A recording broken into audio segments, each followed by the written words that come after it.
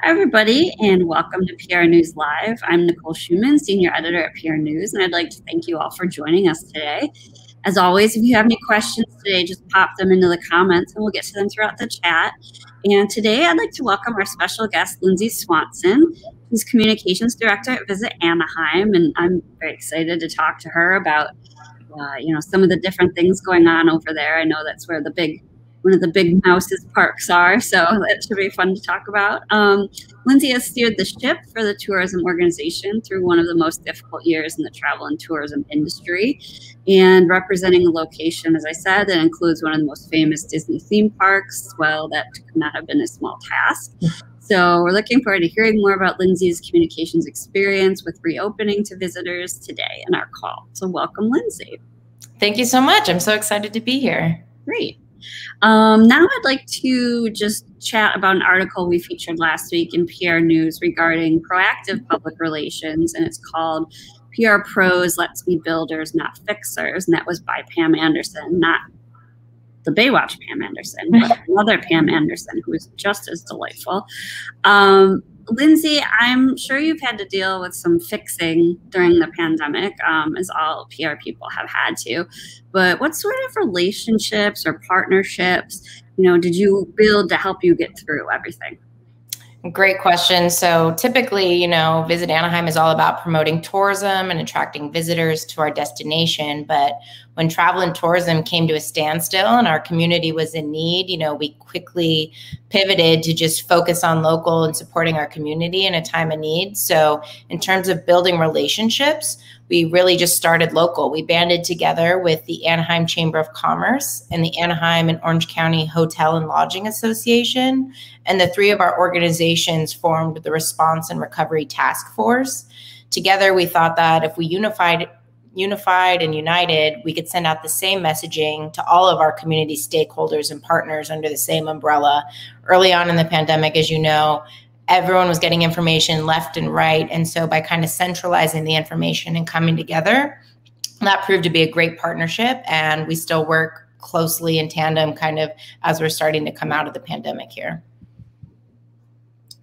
Great. Well, I'm glad to hear that, and glad you guys have been able to recover in that aspect, and that we were able to get through that and now move on to our next phase of all of this, which is another whole ball of wax.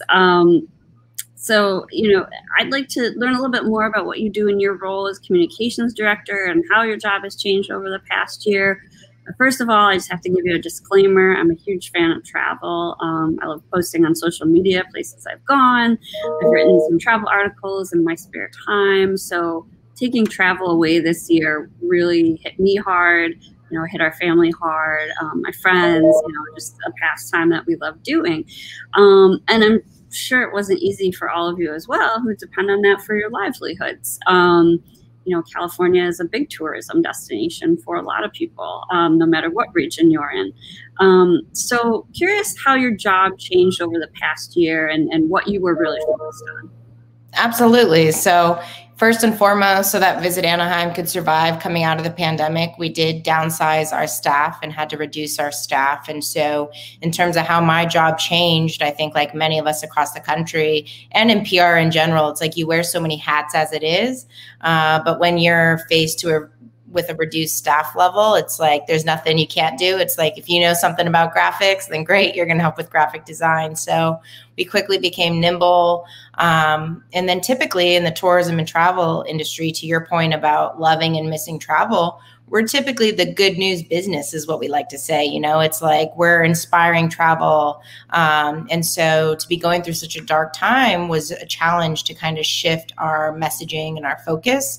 So like I mentioned, we focused on local first and community first. And so again, our hospitality industry, we're all about getting together and these in-person events. And so when that was taken away, we really shifted virtually. And so we came up with the idea to launch weekly, yes, weekly. When I say that, people are like, how do you do this weekly? Destination update videos. And so every week, our CEO, we're approaching our 52nd episode, which means we've been doing this for a year. But he would go to different places throughout Anaheim to just to shine any good light that we could, whether it was a food drive or donations taking place or a new brewery opening.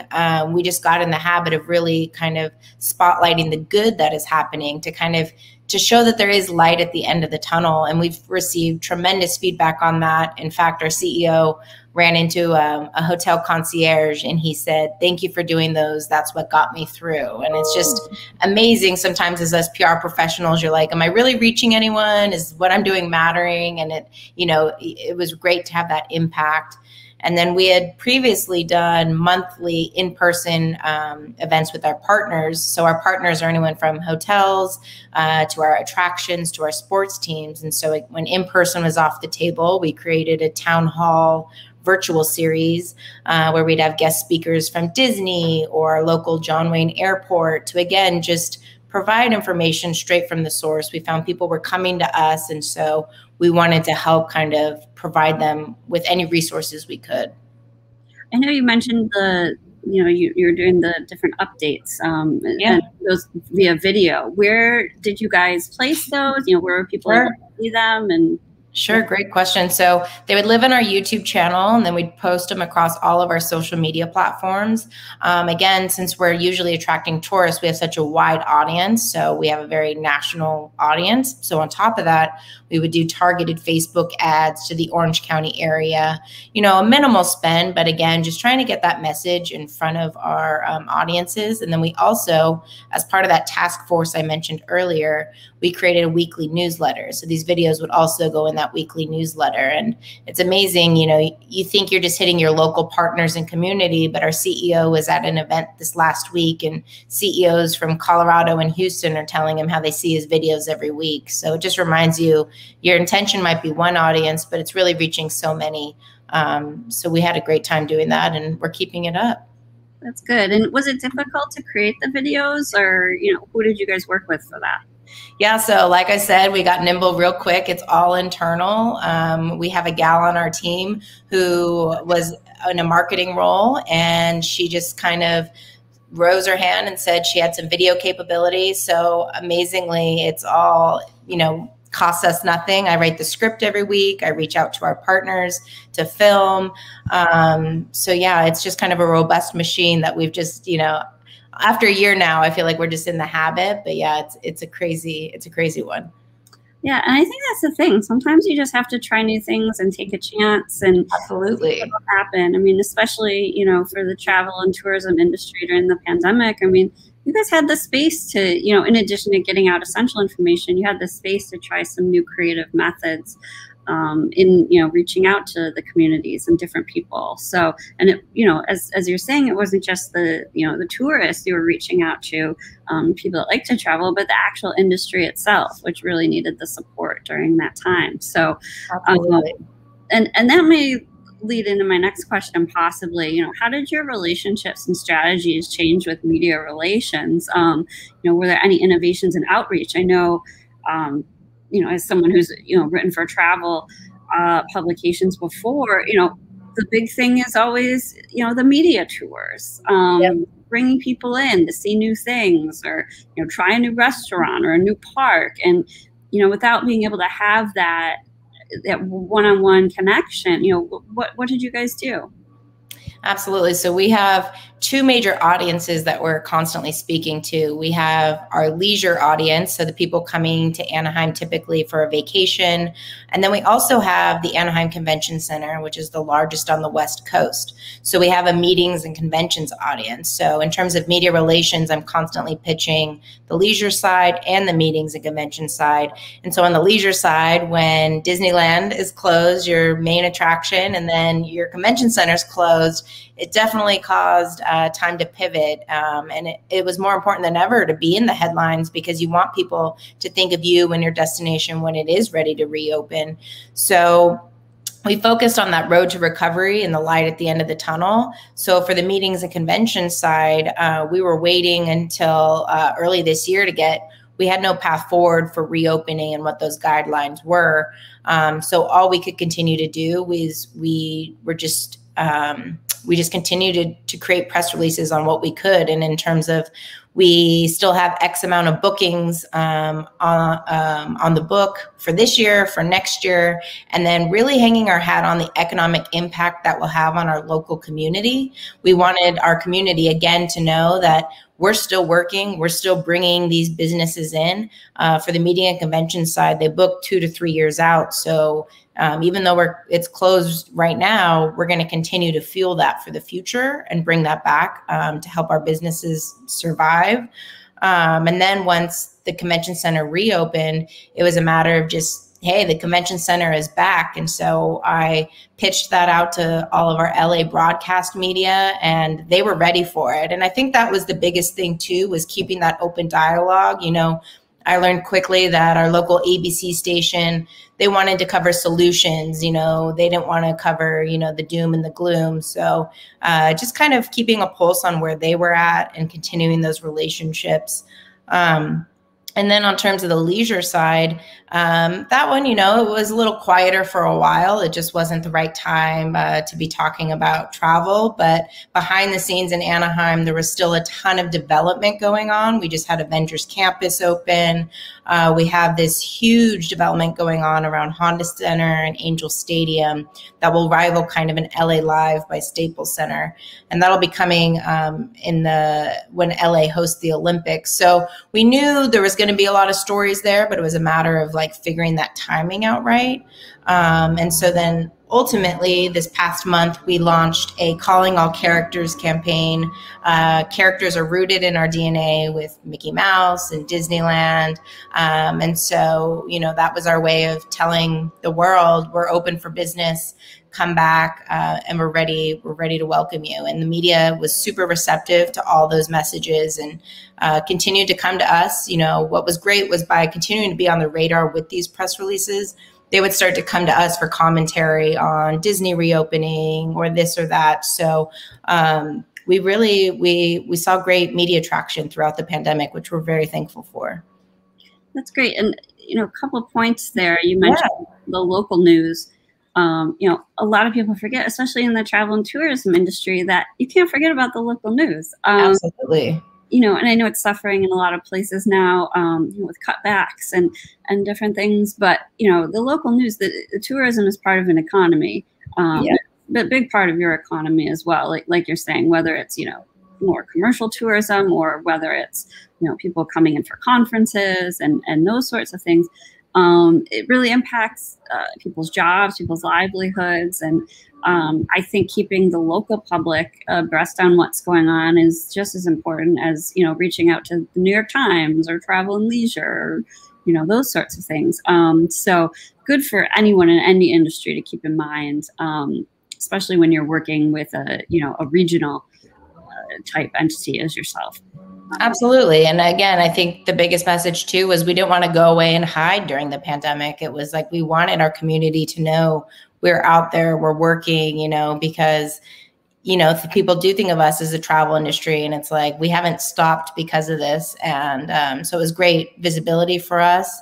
And again, those relationships will be huge as well when events start to come back and to, you know, help publicize that and drive some local attendees to visit these great shows. Yeah, absolutely. Well, that's great. And I can only imagine the joy when Disneyland reopened. Yes, there was smiles, and we might have been on a Zoom call with some Mickey ears. We were thrilled. It's those little things too you forget about, that you're used to seeing all these tourists just walking around constantly with their Mickey ears on. So to see that again after a year, it was a nostalgic moment. It was something you maybe took for granted before, and you're like, that our economic engine is back, and it feels good. That's great. That's great. Good to hear. I just want to remind everybody watching, if anyone has a question for Lindsay, just feel free to put it in the comments, and we'll get it to her. No problem. And now to kind of flip a little bit, because now we're transitioning into a new period. Yeah. What is your current focus at Visit Anaheim, and you know, how are you guys incorporating COVID safety protocols in your messaging? I know now there's been a bit of an uptick in cases, but people are traveling more than ever. You know, we were just away this weekend and the hotel prices were crazy. But it's good. I mean, people are there and a lot of places are booked, and it's great for the industry. So, what are you guys currently focusing on? And, especially for people that want to, come to your town and see what's going on. Definitely. So on the health and safety front, like I mentioned, the meetings and conventions audience is huge for us. And so we knew we needed to help meeting planners with that health and safety aspect. And so early on, we created a resource and recovery playbook that was just kind of this guide for planners, from everything with testing procedures and social distancing recommendations, again, to just make their life easier. And then we also came out with, when again, in person, we weren't sure when people would be meeting in person again, we developed virtual and hybrid meeting options. So again, just pivoting and being nimble. So our convention center created kind of a mobile studio that people could broadcast from. They could do an in-person component layered with that hybrid component. So again, hitting that health and safety message that, if you're not ready to have everyone in person, well, here's how we can still support and help you. And on the leisure side, I mean, we're just really trying to inspire travel again at this point. We've gotten really creative on social media. We have 2 video series that we're very proud of. One is Tastiest 5, and this started pre-pandemic and has continued to evolve, but it's everything from Tastiest 5 desserts in Anaheim to Tastiest 5. We just did hot off the grill for a July summer theme.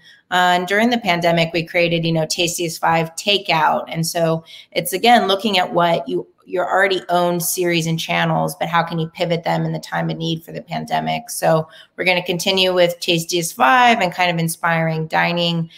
We love to prove the misconception that Anaheim is all chain restaurants. And so that's a great way through this series to be able to say we have all these unique culinary offerings and hotspots to go to.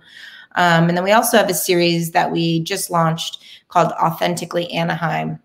And that's specifically to spotlight our hotels and what's so great about them. We knew coming out of this, our hotels needed a lot of love and support, and how can we showcase them? So one of the series we did was Authentically Anaheim, Outstanding Hotel Pools. And so it was a roundup of different Anaheim hotel properties to really show, to make viewers feel like, oh, I could see myself there. I want to be by that pool. I want that cocktail in my hand. So we're having a lot of fun with those. And like I mentioned earlier, being visible with our community has been really important. So this is another way to be really visible with our partners and to show them how we're supporting them coming out of this. And we just want people to know we're welcoming back visitors, telling them what's new. We have 2 new luxury hotels that have opened. So kind of on that health and safety component, that's kind of a timely angle. So yeah, we're just running with everything we can to try to inspire people to come back when they're comfortable and ready to do so. That's great. I am very curious about the tastiest dessert on the So House of Chimney Cakes is one of my go-tos that is made for Instagram. So you'll have to look it up. But it's a traditional Hungarian dessert that they've filled with ice cream, and they make, the owner there is just incredible. He'll make one-off creations for the holidays or Halloween. So definitely that's one you'll have to check out. I've never heard of a chimney cake, so there you go. For lunch. Also curious about the pools. We are a huge fan of lazy rivers. I don't know if any of the pools, but. So that's what's great, is that a lot of families come for Disneyland, and after a day at Disneyland, your dogs are barking. So it's good to get a hotel with a nice water park set up. And then we also have 4 hotels now with rooftop dining. And so that's great, very timely with the outdoor aspect. Not to mention they have views of the Disneyland fireworks. So I don't think it gets any better than that. It's very good. And I guess finally, just being in your position, being in the industry you're in, what would you like the public to know most regarding travel to Anaheim right now? I think that there's, even if you were in Anaheim a year or 2 ago, there's still so much new things to see and do. This destination continues to evolve, transform, and grow. But overall, that health and safety is a top priority. We are confident in Disney and all of the regulations they have in place. We're confident in our convention center and everything that they have in place, and that we're just here and ready to welcome you, and that all of our business owners can't wait to see you. That's awesome. We have a question here from Tamara. about measurement, which is something all PR people are very interested in. She asked, how do you measure your PR in terms of increased tourism? Curious now that we are in a data-driven world. Absolutely. So we still, calculate media impressions, but as an industry, we are looking at how we can kind of re-examine that. We also look at our social media measurements. A cool idea we recently implemented is we work with our hotels to create a special booking code specifically through our social channels. Granted, we only have launched this once so far, but by doing that, we booked 50 room nights directly from one Instagram story. So to the point of the question, it's like we are trying to get more exact on how we can drive that and getting creative with that. So yeah, we look at impressions, views. In terms of booking, that's where we're trying to implement more codes. And another great aspect is Disney influencers. They have a following like no other. So we've run a lot of fun giveaways with them to inspire travel. And so we'll partner with an influencer and give away a hotel stay. And as part of the giveaway, they need to follow our hotels. We've been netting some of our hotels 1,000 new followers. And so the value is, of course, we want to drive room nights, but to be able to have those tangible results where they can get 1,000 new followers for just a comped room night is pretty incredible. So we're really enjoying being able to do that as well. I know several of those influencers. Yes, they're amazing. They're very into Disney. So. Yes. Well, it's been awesome having you. Unfortunately, our time is up. I just want to thank everybody for joining us today at PRNEWS Live. And thank you to Lindsay for taking the time out of your schedule today. And I also wanted to provide a reminder for our Platinum PR Awards. Our late deadline is coming up July 30th. So within the next week, for over 2 decades, the Platinum PR Awards have been hailed as the most coveted and competitive award in the communication space. The winners of this world-renowned recognition represent the best of the best, and you have the chance to join them. So I'm going to post the link to the awards in the comments if anyone would like more information. I encourage everyone to try it out. Sounds like your videos, Lindsay, might be of some interest there. I think so. So once again, thank you all for joining us today. We're going to be back August 11th with another great LinkedIn Live featuring Diane Anderson Minshaw. She's the CEO and editorial director of Pride Media. So we'll see you then, and stay well, everybody.